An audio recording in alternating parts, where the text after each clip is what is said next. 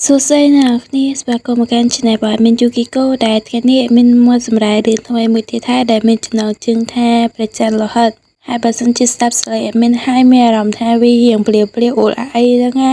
គឺថា Admin ឈឺហើយអ្នកនរគ្នាចឹងហើយពេលស្ដាប់ទៅវារៀងអត់សូវល្អដោយការពី Admin នៅពងកធម្មតាចឹងទៅ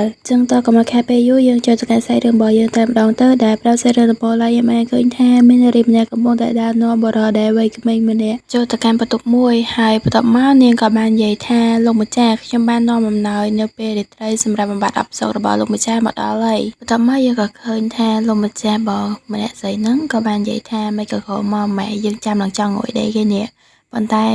ក៏មើលរូបរាងអីមិនបាច់និយាយហ្មងអត់មានអារម្មណ៍ថាអត់មានប៊ូលូគេដូចអត់ស្មូតសោះហ្មងណាដោយសារតែសំឡេងមួយហ្នឹងឯងបន្ទាប់ពីលើបែបហ្នឹងនារីម្នាក់ហ្នឹងក៏បានសាយហើយក៏សុំទោសទៅកាន់លោកម្ចាស់ហ្នឹងទៅហើយនាងក៏បានបន្ថែមទៀតថាដោយសារតែនាងនោះព្យាយាមរកមនុស្សដែលពិសេសសាសនាអ្វីដែលលោកម្ចាស់ត្រូវការចឹងហើយបានវារៀងយូរហើយអេមីននឹងហៅបុរសដែលជាម្ចាស់ម្នាក់ស្រីហ្នឹងនឹងហៅគាត់ថាផុងម៉ាប់ចឹងណាបន្ទាប់ពីផុងម៉ាប់ហ្នឹងឮនារីម្នាក់ហ្នឹងនិយាយចឹងហើយគាត់ក៏បានដេញនារីម្នាក់ហ្នឹងចេញទៅបន្ទាប់ពីនារីម្នាក់ហ្នឹងចេញហើយគាត់ក៏បានបិទទ្វារឲ្យដែរហើយគាត់ក៏បាននិយាយថាសង្ឃឹមថានេះគឺជារាត្រីដ៏ពិសេសសម្រាប់លោកម្ចាស់ហើយចំណែកលោកម្ចាស់ហ្នឹងវិញនៅពេលដែលនារីហ្នឹងចេញផុតគាត់ក៏បាននិយាយទៅកាន់កូនស្រីយើងទៅថា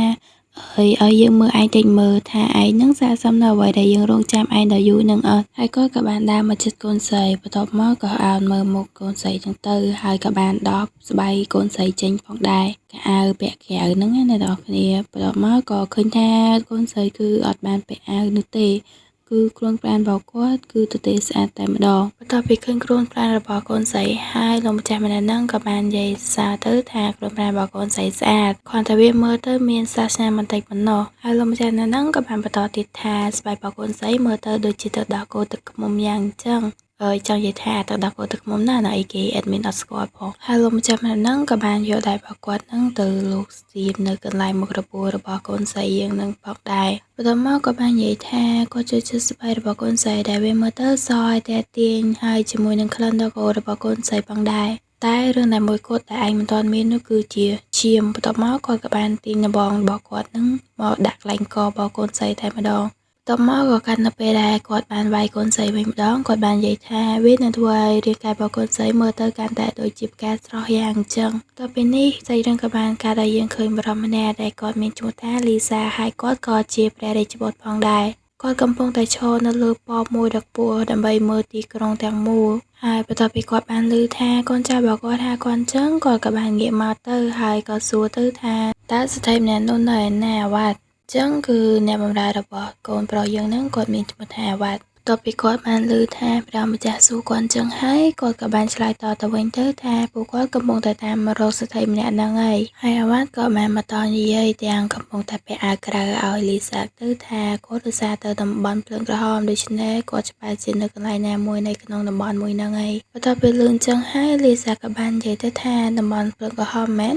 កាលពី7ឆ្នាំមុនកន្លែងនេះគឺជាសង្កាត់ពាណិជ្ជកម្មដ៏អ៊ូអរមួយវាគឺជាកន្លែងដ៏ស្រស់ស្អាតដែលពោរពេញទៅដោយវប្បធម៌នៃលោកខាងកើតនិងលោកខាងលិចប៉ុន្តែសង្គ្រាមមិនចេះចប់មិនចេះហើយបានបង្កឲ្យមានបញ្ហាជាច្រើនដែលបាត់បង់ប្រទេសត្រូវរស់នៅតាមផ្លូវបរិសុទ្ធនិងស្ត្រីដែលគ្មានទីពឹងបានចាប់ផ្ដើមធ្វើការនៅសង្កាត់ភ្លើងក្រហមនោះហើយគឺជាមូលហេតុដែលយើងចាំបាច់ត្រូវតែបញ្ចប់សង្គ្រាមឲ្យបានកាន់តែឆាប់តាមដែលអាចធ្វើទៅបានបន្ទាប់ពីលើព្រះអង្គលាសាងនិយាយអញ្ចឹងហើយអាវ៉ាត់ក៏បានសួរទៅកាន់ព្រះអង្គទៅថាតើព្រះអង្គនឹងដាក់ទោសស្ត្រីម្នាក់នឹងពិតមែនហើយគ្រួសាររបស់គាត់គឺមានអំណាចណាស់ហើយយើងត្រូវការទាហានរបស់គាត់ដើម្បីយកឈ្នះសង្គ្រាមមួយនឹងដែរគាត់គឺជាមនុស្សដែលអាក្រក់បំផុតប៉ុន្តែនៅពេលនេះគាត់កំពុងតែដើរតួយ៉ាងសំខាន់នៅក្នុងសមរភូមិមួយនេះបន្ទាប់មកព្រះអង្គលាសាក៏បានតទៅវិញទៅថាដូច្នេះពួកយើងត្រូវតែផ្ដល់ការណែនាំខ្លះដល់គាត់ហើយបើសិនបើបន្តឲ្យជនដែលមានអំណាចធ្វើបាបអ្នកទន់ខ្សោយបង្កនៅអំពើទុច្ចរិតហើយមិនត្រូវទទួលបានការដាក់ទោសសង្គមជាតិនេះនឹងគ្មានសណ្ដាប់ធ្នាប់នោះទេហើយគាត់ក៏បានបន្តទៀតទៅថាមិនត្រូវឲ្យជនស្លូតត្រង់ណាម្នាក់ត្រូវទទួលរងគ្រោះថ្នាក់បែបនេះបានទេសូម្បីតែទេសកលក៏ដោយយើងបានលើថាគេតែងតែធ្វើអំពើទុច្ចរិតជាញឹកញាប់តទៅនេះអាវ៉ាត់ក៏បានគ្របលាទៅកាន់លីសាទៅហើយគាត់ក៏បាននិយាយថាគាត់នឹងខិតខំស្វែងរកគេម្ដងទៀតគឺថាស្វែងរកលោកស្ត្រីនឹងឯង ប៉ុន្តែលីសាបានឲ្យគាត់ឈប់ដោយគាត់បាននិយាយថាគាត់នឹងទៅស្វែងរកលោកស្រីម្នាក់ហ្នឹងជាមួយនឹងអាវ៉ាត់ផងដែរហើយចំណែកឯអាវ៉ាត់វិញបន្ទាប់ពីលឺលីសាគាត់និយាយចឹងគាត់ក៏បានគិតក្នុងចិត្តថាស្រីម្នាក់ហ្នឹងប្រហែលជាសួយធំអីលើកហ្នឹងហើយបន្ទាប់មកអាវ៉ាត់ក៏បាននិយាយទៅកាន់លីសាទៅថាអញ្ចឹងគាត់នឹងក៏ហៅសេណាមកសិនដោយសារតែនៅតំបន់ហ្នឹងគឺមានតែគាត់ទេក្រៅពីគាត់គឺមានតែអ្នកការពារ3នាក់ប៉ុណ្ណោះប៉ុន្តែលីសាបានបដិសេធដោយគាត់បាននិយាយថាគាត់មិនត្រូវការអ្នកការពារទេគាត់ចង់ធ្វើការដោយសម្ងាត់ហើយចំណែកអាវ៉ាត់វិញនៅពេលដែលលឿនចឹងគាត់ក៏បានគិតទៅថាមានបរិយាជាច្រើនដែលកើតមកក្នុងគ្រួសារអ្នកមានអំណាចតែងតែជិះជាន់ទៅលើជនសូត្រត្រង់ប៉ុន្តែប្រាំងលីសាបានកើតមកដើម្បីជួយសង្គ្រោះពួកគេដែលត្រូវបានធ្វើបាបដោយជនទុច្ចរិតនិងអ្នកដទៃទៀតហើយបន្ទាប់ពីដើរអស់មួយសន្ទុះហ្នឹងគាត់ក៏បានដើរទៅដល់កន្លែងមួយហើយគាត់ក៏បាននិយាយថាពួកគេទាំងអស់គ្នាគឺនៅទីនេះហើយនៅកន្លែងហ្នឹងដែរគឺមានបរិមម្នាក់ដែលឈ្មោះថាគីត្រីគាត់បាននិយាយថាពួកយើងគិតថាពួកយើងនឹងអាចសម្រេចបានយូរទៅ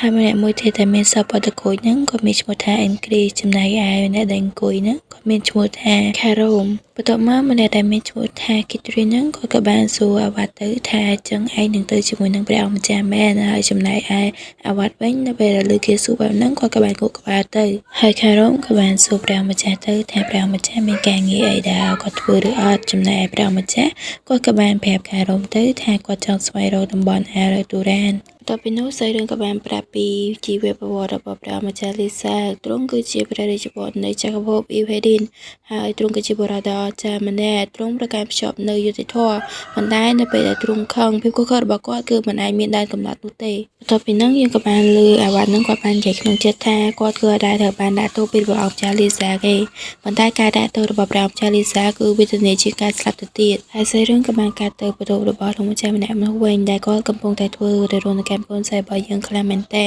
ហើយលោកម្ចាស់ម្នាក់ហ្នឹងក៏បានសួរទៅកាន់កូនស្រីយើងទៅថាយ៉ាងម៉េចហើយគាត់ក៏និយាយថាគាត់បានឃើញកូនស្រីហ្នឹងយំសំបីតែម្ដងឬមួយក៏ការក្តីស្រឡាញ់ដែលគាត់ផ្ដល់ឲ្យកូនស្រីហ្នឹងគឺអត់ទាន់គ្រប់គ្រាន់អាហ្នឹងមិនជាក្តីស្រឡាញ់ហើយគាត់ក៏បានយកជើងរបស់គាត់ហ្នឹងទៅដាក់កន្លែងចការរបស់កូនស្រីហ្នឹងផងដែរហើយគណៈពេលនោះកូនស្រីក៏បានយកតែរបស់គាត់ហ្នឹងទៅលិតជើងហ្នឹងតែម្ដងអ៊ុយអ៊ីវអ៊ុយមិនធ្វើចឹងអូយអត់យល់ទេនេះអត់មានឃើញរូបភាពកន្លែងទឹកហើយអត់មានខ្ពើមខ្លាំងហើយចំណែកសិស្សម្នាក់ហ្នឹងគាត់ក៏រៀនភ្ញាក់ផ្អើលដែរដែលឃើញកូនស្រីទៅធ្វើទង្វើបែបហ្នឹងបន្ទាប់មកគាត់ក៏បានសរសើរទៅកាន់កូនស្រីថាល្អណាស់ទីបំផុតហើយកូនស្រីអាចធ្វើឲ្យគាត់មានអារម្មណ៍ថារំភើបតិចហើយគាត់ក៏បានបោះកូនស្រីទៅលើខែដោយនិយាយថាល្អណាស់ខ្ញុំនឹងធ្វើឲ្យឯងនឹងស្រែករំរហូតដល់ផ្អើលគេតែម្ដងប៉ុន្តែពេលនោះកូនស្រីបានជាយកដៃទៅបាំងមុខរបស់គាត់ហើយស្រីម្នាក់ហ្នឹងក៏បានសួរកូនស្រីទៅថាកូនស្រីហ្នឹងអៀនមែនហើយគាត់ក៏បានទាញកសែងបិទភ្នែករបស់កូនស្រីចេញដោយនិយាយទាំងស្រីថាឯងគួរអត់ស្លាញ់ណាស់ប៉ុន្តែឯងគួរតែយកដៃរបស់ឯងចេញទៅធ្វើចឹងទៅយើងអាចមើលឃើញទឹកមុខរបស់ឯងពេលដែលឯងយំហើយនៅពេលដែលដល់ចេញហើយយើងឃើញថាសម្រាប់កូនស្រីរបស់យើងគឺស្អាតខ្លាំងមែនទែនធ្វើឲ្យស្រីម្នាក់ហ្នឹងឡើងភ្ញាក់ផ្អើលមកថាអូម៉ាស្អាតហើយស្អាតខ្លាំងទៅឯងកូនស្រីខ្ញុំប្រកាសជាត្រូវស្អាតចឹងហីព្រោះពីហ្នឹងកូនស្រីក៏បានឡើងទៅលើបរិមម្នាក់ហ្នឹងដោយកាន់បុរសម្នាក់ហ្នឹងចឹងទៅហើយគាត់ក៏បានបើកភ្នែករបស់គាត់ហើយនៅពេលហ្នឹងដែរភ្នែករបស់គាត់ហ្នឹងស្អាតទៅដូរពណ៌ម្ដងទៅទៅជាពណ៌ខៀវហើយក៏ប្រែคล้ายដូចជាភ្នែកពស់យ៉ាងចឹងហើយស្រីរឿងនៃឆាប់ទី1របស់យើងក៏កាប់ចាប់ចំណុចដូចគ្នាហើយមានសូរីអ្នកនរគ្នាផងសម្រាប់សង្លេងរំខានហើយធំសាប់តិចទៅអ្នកនរគ្នាដែលសារតែ admin ប្រាស្រ័យចឹងទៅសលេងវាអត់ដូចពីធម្មតាហើយចឹងណាថា admin គឺនិយាយខ្សែវខ្លាំងមែនតើដែលសារតែលក្ខណៈថាវាអត់ឈឺកទេប៉ុន្តែគឺស្លេង admin គឺបែកទៅតែម្ដងចឹងចាំជួបគ្នាជាមួយនឹង admin នៅវីដេអូក្រោយទៀត Goodbye អ្នកនរគ្នា